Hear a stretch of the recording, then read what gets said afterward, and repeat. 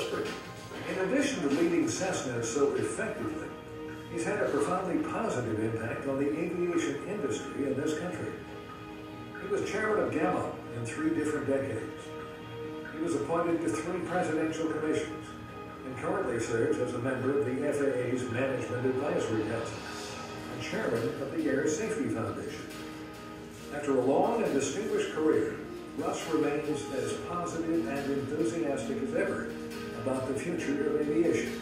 I guess I would only say that I wish I were 25 years old again and had an opportunity to do this all over again, because the 21st century is going to be sensational.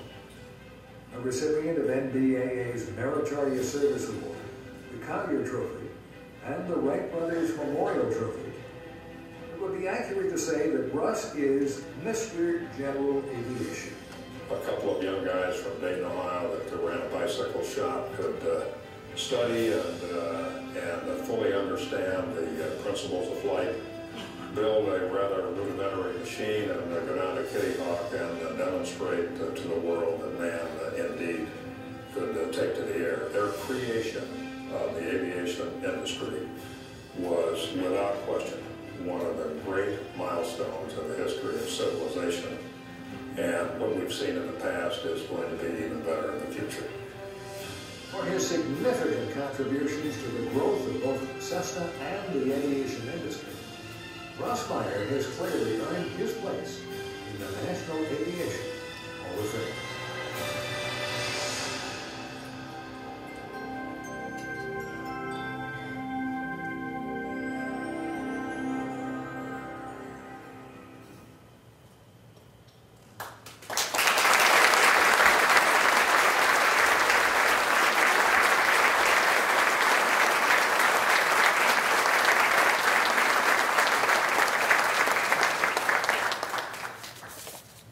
Thank you all very much. I appreciate your inviting me, Dave, to the Aero Club luncheon today. And as I said at the induction ceremony last July, for somebody who was absolutely certain at the age of 4 that he wanted to be an aviator, joining the National Aviation Hall of Fame with the pioneers who created this great industry was, without question, certainly a dream come true.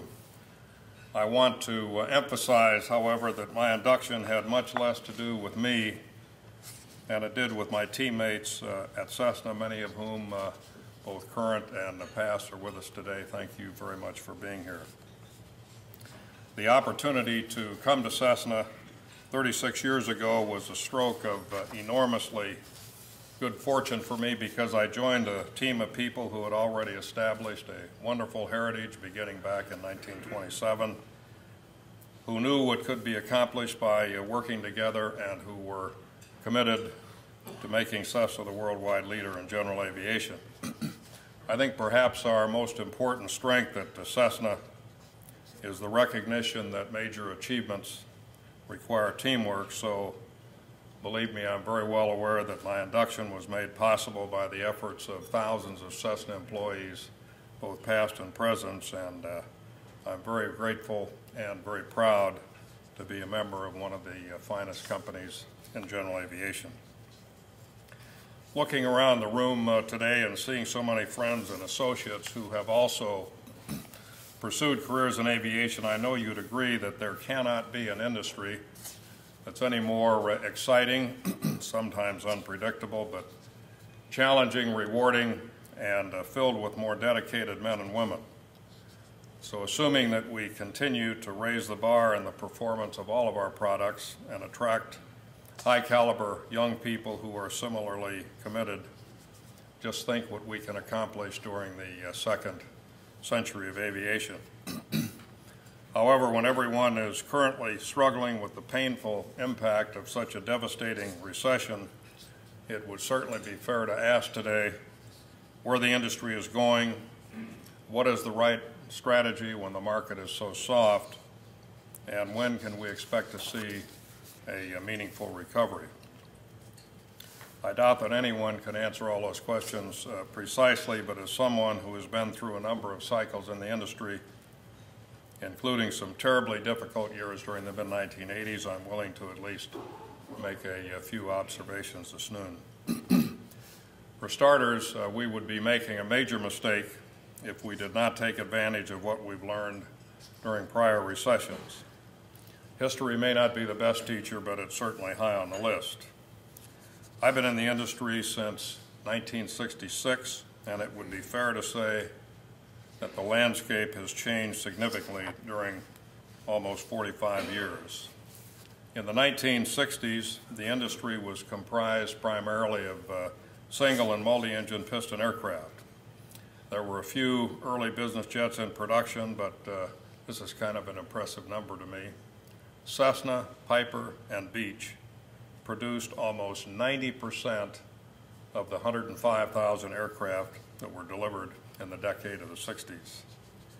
Because of the types of the aircraft that we built and our reliance to a very large degree on retail sales to individuals, we were characterized correctly at that time as a very cyclical industry. There was a not very funny joke that used to be made that when the economy caught a cold, general aviation got pneumonia.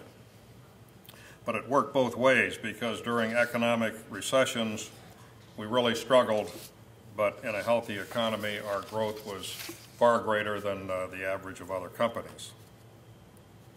The 1970s represented a decade of explosive growth for general aviation.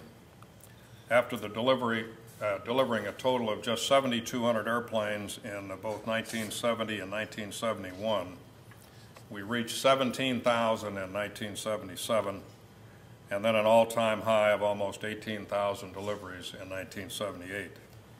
And by the way, half of those 35,000 aircraft were produced by Cessna. For any of you who are doing the math in your heads, that's an average. I understated in the film an average of 34 airplanes produced every year, every day, every working day, and 740 deliveries every month for 2 years. Talk about the good old days. Wouldn't it be nice to see numbers like that again? But there were reasons for this rapid growth. It didn't just happen. The industry implemented an aggressive learn-to-fly program.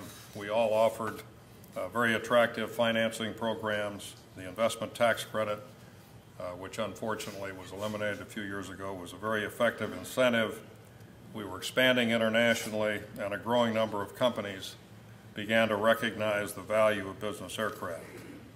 The decade of the 70s also spawned the development of many new turbine-powered aircraft. Because of their fuel efficiency, reduced noise levels, and other benefits, fan jet engines played a major role in this expansion. And there were meaningful developments as well in avionics, most of which were still analog-based, but we could see the vast capability of digital technology on the horizon. The decade of the 80s was one I would describe of dramatic change, not all of which was very much fun. After we delivered 9,500 aircraft as an industry in 1981, we experienced 5 consecutive years of sharp decline. High interest rates, energy issues, product liability costs, and a poor economy took a tremendous toll. Total industry deliveries in 1986 were less than 1,500, an astonishing 84% decline in just 5 years. Our employment at Cessna back in 1981 was more than 12,000. By 1986, it was less than 3. And as I said, in the most difficult decision in my long career, we stopped production of all piston aircraft because the cost of product liability was essentially unlimited. But in a typical demonstration of resilience and tenacity, the industry focused its attention primarily on the business jet market, and by the end of the 80s, while quite different in composition from the start of the decade, things were beginning to roll again, and the momentum was building.